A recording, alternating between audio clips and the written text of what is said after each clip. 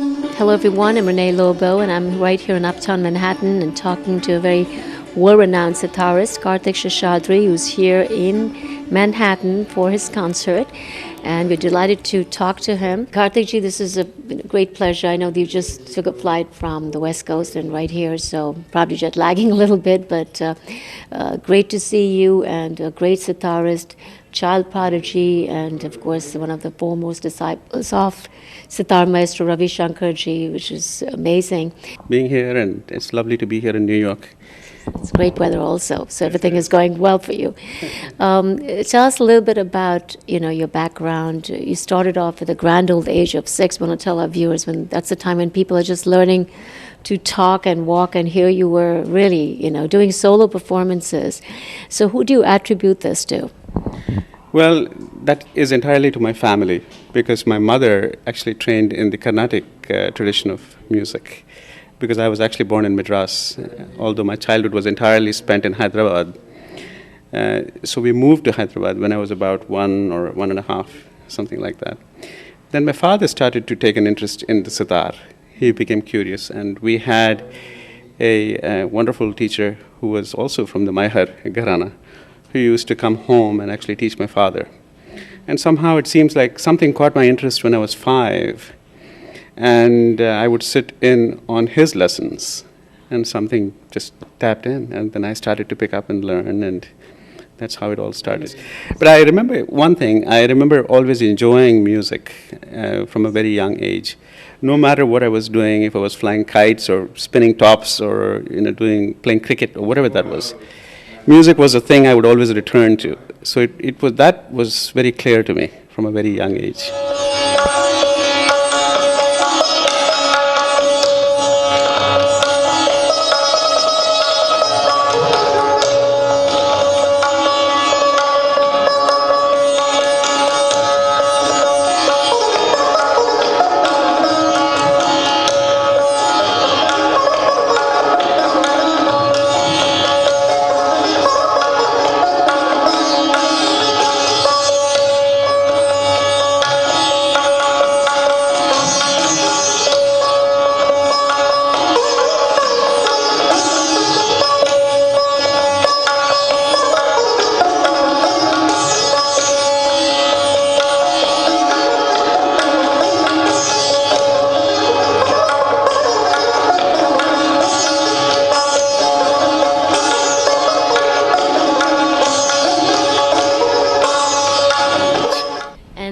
Tell us about your encounter with, of course, Sitar Maestro Ravi Shankar ji.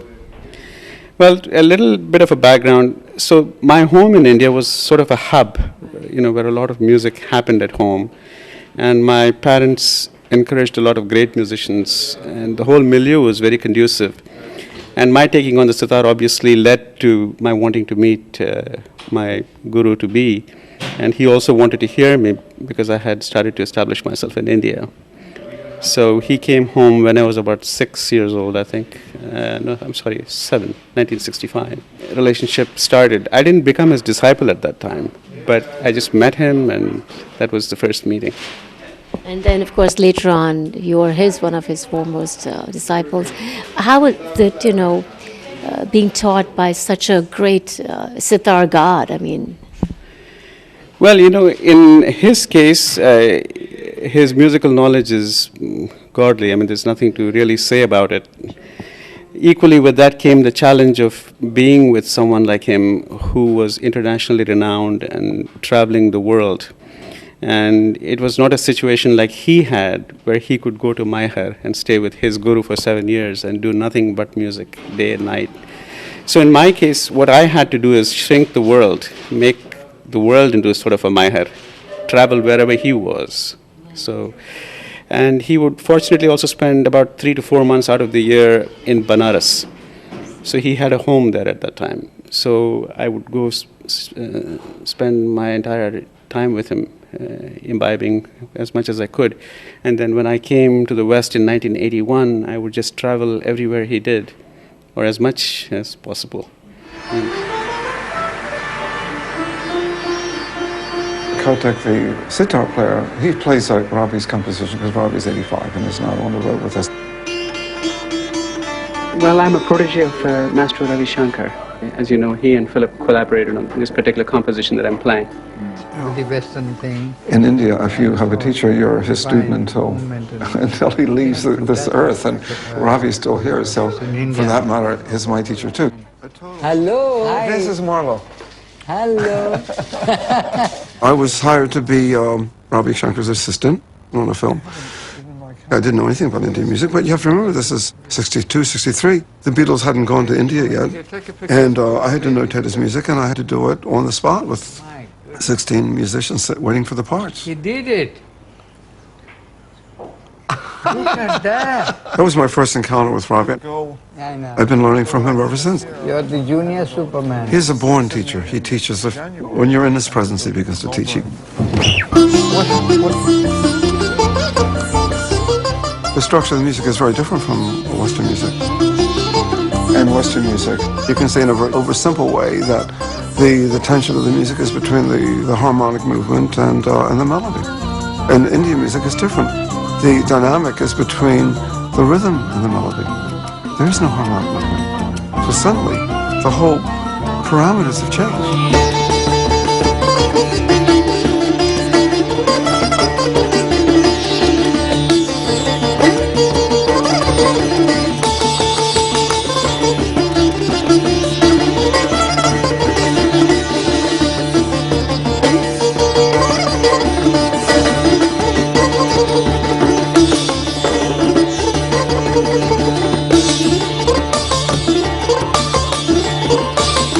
I was writing down the music and I would play it back and he said, no, the accents are wrong, the accents are wrong, the accents are wrong. And he kept saying that all the beats are the same, all the beats are the same. I didn't know what he meant.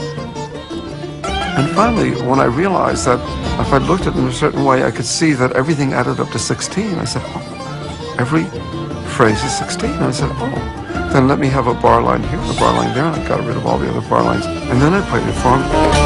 And he said, yes, that's right.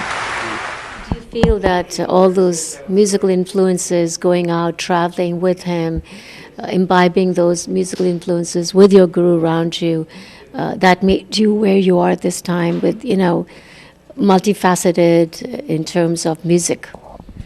Well, he is definitely one of my dominant influences, but I also grew up in a home that was filled with a lot of greats, like M.S. Subbalakshmi Amma, who stayed with us all the time.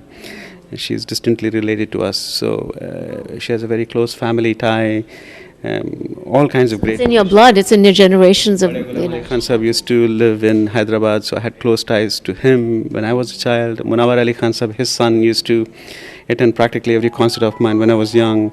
So there were many things that happened in my childhood, but of course the guru always tends to be a very important metaphor in a musician's life. Of course, you're not just a sitarist, you're an educator and you're a music composer, and so that takes you to the next level and the next level, because there's so much to be done with Indian classical music, promoting it, preserving it, this great heritage of ours. And, as an educator, you've done a lot in California. So tell us what you're doing to promote and preserve this, and then we're going to talk about your concerts. Definitely. I think the educational part of Indian classical music is very important for many reasons. In the West, I think, first of all, people map Indian classical music only back to the 60s. They don't realize it's a tradition that's 3,000 to 4,000 years old. And we are also living in a time in India now where you're having influences coming the other way from the West into India, and where you're having musicians delving into other cultures. So in both directions, you're seeing a sort of a lack of understanding, or if not a lack of understanding, but at least not a detailed understanding of what exactly the music is about. So it requires a very different kind of an expression now, I think, in this day and time, where people in the West don't think it's just about the Beatles in the 60s, and in India where people don't think it's just about what's happening now with fusion and new things or Bollywood and all that sort of thing. So it requires another kind of clarification now. Very true. I agree with you. So do you believe that fusion really will enhance the preservation of Indian classical music, because that's one way to put it out to the world? I'm a huge believer in experimentation. And I think fusion is a new going term, but the concept of fusion is not a new one. If you think about even Rabindra Sangeet, for example, Tagore was trying to do something with traditional Indian music and bring ideas of modulation and harmony in whatever subtle ways, but kept the integrity of our music so beautifully. So the concept of fusion has always been there. If you go to R.D. Burman, for example, into Hindi cinema, amazing stuff. You listen to the tunes he wrote. That, I think, is amazing fusion going on there. So the concept of fusion has always been there. It's who's doing it, how it is done, and with what motivation it's done. That, I think, is the key question. Because I think a lot of stuff that's happening now, not to sound judgmental, is much more market-driven. There seems to be a propensity to move away, which I think is hurting the depth of what our music is about. So it's taking a hit, I think. That's why I think it requires an articulation, not merely in educational terms of expressing about and talking about the music, but also in the way music is played. We need to go back and soak those roots very deeply, and then experiment. You rightly said it, and who's doing it, because it's so commercially driven at this time, and how it's being done, with what intent and purpose. Right. If one can maintain the integrity of the Indian classical music, at the same time have jugalbandis, exactly. And then keep it moving forward. Maybe that's the way to go. Yeah, the scales are a bit tipped, I think, now on the other side. So I've shied away personally from fusion, except for very rare projects I've taken on, like with Philip. So that was a work that was commissioned during the Greek Olympiad, and Philip was asked to write the music, and my guru, Pandit Ravi Shankarji, he wrote some parts of it, and I improvised on the cadenzas. So it was much more of a compositional type of a piece. It was not a fusion piece in that sense, in the way the word is seen.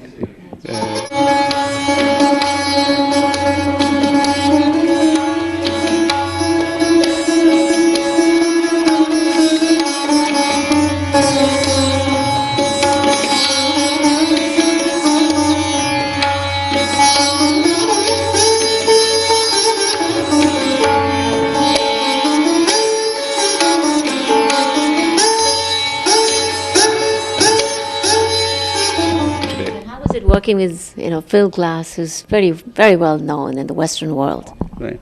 It's a very interesting project. I mean, it's fun to play, and you're always learning new things. I mean, that's one of the great things that happens in cross-cultural interactions. And I think one should always be open-minded to that, and how to move with an orchestra. And also, you're playing something very fixed, which is not what we do in Indian classical music. Because they're reading the notations, yours exactly. Is improv. And I came completely from a place of memory, and remembering the whole score and coming and just playing it. And then you have these little sections called cadenzas. Those are the only places you can be completely free. And those are the places you actually very much look forward to, because you have your own individual expression of the music. And so it's challenging, and it's a lot of fun to have that experience. Now, I know that your first album was That Colors the Mind, and now you have Top of the World. So what it says is very timely and relevant, and I think the name sounds really good, Top of the World. You're on the top of the world in Sitar right now. Yeah, thank you. That is the Raga Rasa is one of my many albums, but the album that was once again given the Top of the World is from Songlines magazine in UK, and that the news just came yesterday that it has been selected, and it's purely a classical album once again. And I was very happy that once again a traditional classical Indian music album has been given its due place. Did it take you long to compose it? No, it's Raga Hamsadwani, which I'm playing, traditional Indian classical music, but I think one can be traditional in very forward-looking ways. And is a raga called Vasant Pancham, which is actually played during this season of Vasant. Heralding the spring. Yeah. That's right. That's right. So are you going to be playing that for your concert in New York? I haven't decided. That the Indian classical singers, you cannot. They do it with memory, and it's because of all that, the practice, the Guru Shishya Parampara makes it so smooth, and what we think it's effortless, it comes from long years of training. Exactly, and that is the rigor, that is the training, and that is the discipline, and which should frame anything one does over and beyond tradition into whatever crossover or experimentation or whatever that is. But the classical roots have to be very, very strong, and one has to go back and play the time-tested festivals in India. You have to prove yourself to the people there, the harsh critics, the known circles. That is what it's about. And the repertoire is completely undecided because it's the moment that dictates it, and it comes with the feeling. For me, I always feel a raga calls me. I don't decide what raga I'm playing. So I feel you have to do it justice at that time, at that moment of invitation. You know, it's